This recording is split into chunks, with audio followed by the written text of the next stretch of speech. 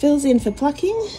Phil has a lot of issues which are causing pain, and also his friend the lorikeet likes to rip his own feathers out. But you can see we're getting some really great results with Phil. We're getting some regrowth there.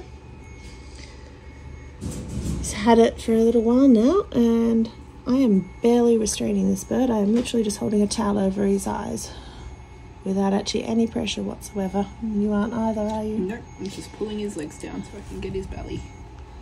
Yep, likes the feeling. Nice try. We have excellent reflexes, don't we? You get those. If I had any fear at all, I wouldn't let the beak get anywhere near my fingers.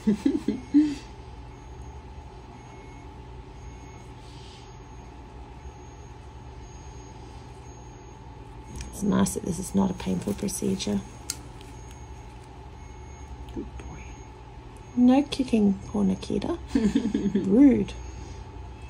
This is only our second date. We're not there yet.